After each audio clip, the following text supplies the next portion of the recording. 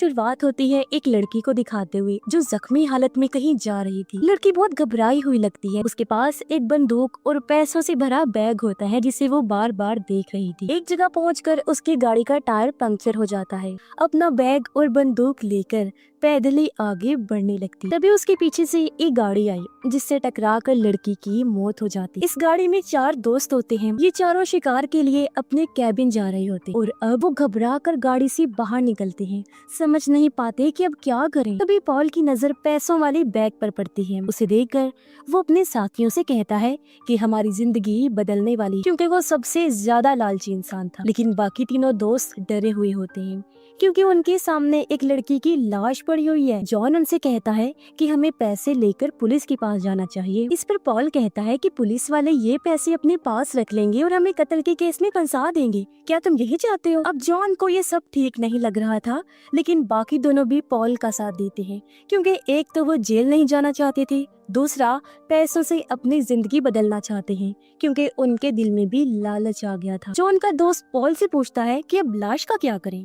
तो पॉल कहता है कि हम कैबिन पहुंचकर इस लाश को जंगल में कहीं दफना देंगे और फिर पैसे बांटकर इस बात को हमेशा के लिए भूल जाएंगे। जिसके बाद वो लोग लड़की की लाश और बैग को गाड़ी में डाल देते हैं। वो लोग निकलने ही वाले थे कि तभी वहाँ पुलिस की एक गाड़ी आकर रुकती है जो दरअसल उसी लड़की को ढूंढ रही होती है। उसे देखकर पॉल सबको शांत रहने को कहता है ताकि पुलिस वाले को शक न हो। ऑफिसर सबसे पहले उस लड़की की गाड़ी को देखता है, जिसके बाद वो इन चारों से पूछताछ करने लगता है। पॉल कहता है कि हमने वहाँ कोई लड़की नहीं देखी, हमारी गाड़ी बीच रास्ते में अचानक रुक गई थी, इसलिए हम लोग उसे ठीक करने के लिए रुके थे। ऑफिसर कहता है कि आपकी ये गाड़ी तो बिल्कुल नई लग रही है, तो फिर आखिर इसमें खराबी कैसे आ गई? पॉल जवाब देता है कि वो हमें नहीं पता, बस ये अचानक यहाँ आकर बंद हो गई। ऑफिसर कहता है कि अच्छा ठीक है, लेकिन एक नजर मुझे इसे देख लेने दो। अब पॉल को डर था कि कहीं ऑफिसर अंदर पड़ी लाश ना देख ले, इसलिए वो लड़की की बंदूक उठाकर पुलिस वाले पर तान देता। ये देखकर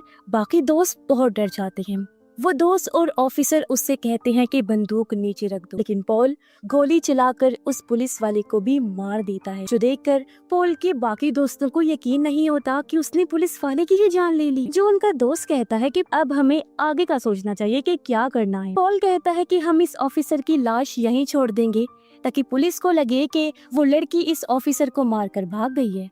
जिसके बाद वो लोग अपनी गाड़ी में बैठकर कैबिन की तरफ निकल जाते हैं। कैबिन पहुंचकर हम देखते हैं कि वो जगह पूरी तरह सुनसान थी और आसपास घना जंगल फैला हुआ था। जो कुछ भी हुआ, जॉन उससे बहुत परेशान था, इसलिए वो किसी से बात ही नहीं करता। दोनों दोस्त लाश को दफनाने के लिए गड्ढा खोद रहे थे, जबकि पॉल पैसों को गिनने लगा ताकि चारों दोस्तों में बराबर बांट सके। अब जब जॉन ने वाइफ को फोन मिलाया जो कहती है मैं तुम्हें सुबह से कॉल कर रही हूँ, लेकिन तुमने मेरी एक भी कॉल का जवाब नहीं दिया, वजह जान सकती हूँ मैं? इस पर जॉन कहता है मैं बिल्कुल ठीक हूँ और शिकार के बाद जल्दी ही घर लौट आऊंगा, तुम टेंशन न लो। इसके बाद हम एक और आदमी को देखते हैं जिसका नाम सिडनी है। वो उसी जगह पहुँचता है जहाँ उस लड़की की गाड़ी खड़ी। अंदर झांककर देखता है लेकिन वहाँ कुछ नहीं होता। तभी उसने जमीन पर देखा कि वहाँ बहुत सारा खून पड़ा हुआ है, तो अब वो समझ जाता है कि मुझे कहाँ जाना है। वो गाड़ी लेकर सीधा उन दोस्तों के कैबिन पहुंच जाता है जहां वो लोग लाश को दफना रहे हो। उसे देखकर वो चारों हैरान रह गए।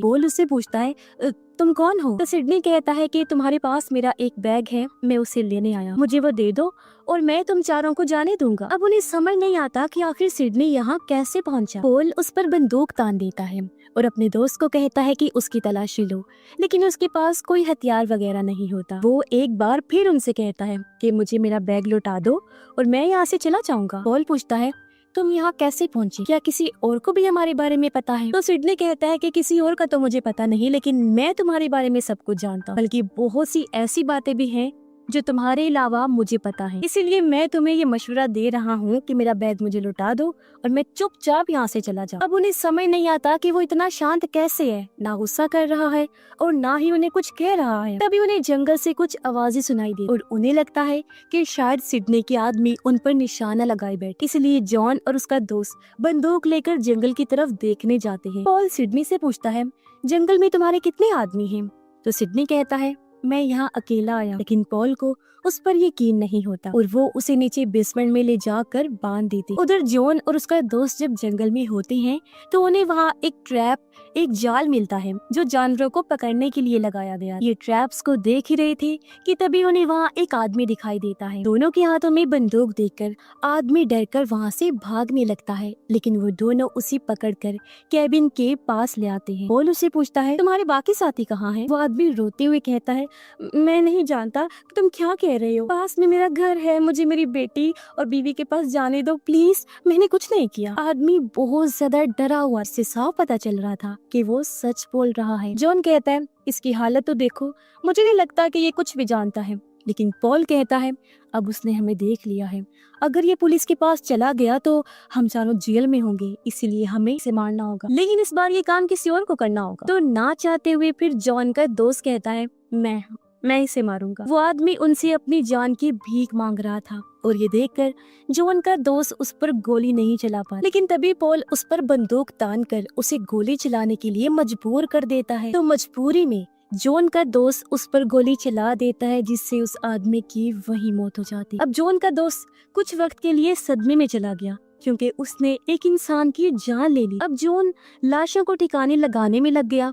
वही पॉल सिडनी के पास आता है। सिडनी उसे कहता है, तुमने एक बेगुनाह इंसान को मार डाला जबकि तुम जानते थे कि वो बेकसूर था। अब तुम्हें इंसानों का शिकार करने में खुशी मिलने लगी है। तुम ये सब खुद को बचाने के लिए नहीं कर रहे, बल्कि तुम्हें इस सब की आदत होने लगी, जैसे कोई नशा लगता है। सिडनी की ये बातें सुनकर पॉल हैरान रह जाता है। अब जब जॉन अंदर आता है तो सिडनी फिर उन लोगों से कहता है, मैं तुम सबको आखिरी बार कह रहा हूँ, मेरे पैसे मुझे वापस दे दो और मैं यहाँ से चला जाऊंगा। ये सुन पॉल का दोस्त कहता है, अगर हम पैसों में से एक हिस्सा इसे भी दे दें तो मेरे ख्याल से कोई मसला नहीं होना चाहिए इसमें। लेकिन पॉल इसके लिए नहीं मानता, जिस पर सिडनी भी कहता है, मुझे कोई हिस्सा नहीं चाहिए, या तो मैं यहाँ से सब कुछ लेकर जाऊंगा या फिर कुछ भी नहीं। ये सुनकर पॉल उसके सर पर बंदूक तान देता है। सिडनी फिर शांत रहा और बड़े धीमे लहजे में कहता है, तुम मुझे नहीं मार सकते, और हाँ, क्यों ना तुम अपने दोस्तों को कैलिफोर्निया वाली बात बता दो। ये सुन पॉल पूरी तरह से चौंक जाता है। सिडनी से पूछता है, तुम ये सब कैसे जानते हो? तब जॉन भी उससे पूछता है, आखिर कैलिफोर्निया में क्या हुआ? अब पहले तो पॉल बात को टाल देता है,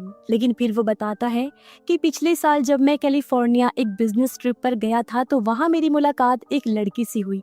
वो अपनी मर्जी से मेरे साथ आई, लेकिन अगली सुबह वो मुझे धमकाने लगी कि अगर मैंने उसकी मांगी हुई रकम उसे नहीं दी तो वो पुलिस को जाकर बता देगी कि मैंने उसके साथ जबरदस्ती की। काफी देर बहस के बाद गुस्से में आकर पॉल ने उस लड़की को मार डाला, फिर उसकी लाश को काट कर ठिकाने लगा दिया। यानी पॉल पहले भी एक कत्ल कर चुका था। ये सुनकर उसके दोस्तों को यकीन नहीं होता कि ये ऐसे भी कर सकता है। तो पॉल उनसे कहता है, मैं डर गया और मैंने वो सब कुछ अपनी जान बचाने के लिए ही किया। अब इस बीच हम जॉन के दोस्त को देखते हैं जो बहुत गुस्से में था। वो बेसमेंट में आकर पॉल पर बंदूक तान देता है और कहने लगा कि तुम्हारी वजह से मैंने एक आदमी को मार डाला और मुझे इस बात का पछतावा हो रहा है। तो पॉल उसे याद दिलाता है कि उसे मारने के लिए तुम खुद ही आगे आए। जो सुनकर जॉन का दोस्त काफी दंग रह गया और इस मौके का फायदा उठाकर पॉल उससे बंदूक छीन लेता है और उसी पर तान कर उसे मारता पीटता है। पॉल का दोस्त और जॉन उसे रोकने की कोशिश करते हैं, लेकिन जब वो नहीं रुकता तो पॉल का दोस्त उसके सर पर बंदूक मारकर उसे बेहोश कर देता है। पॉल को जब होश आया तो वो खुद को सिडनी के साथ बेसमेंट में पाता है। उधर ऊपर पॉल का दोस्त और जॉन पैसों को लेकर बात कर रहे होते हैं। जॉन कहता है, हम इन पैसों को जंगल में कहीं छुपा देंगे जब तक कोई हल नहीं निकलता, क्योंकि जब से ये बैग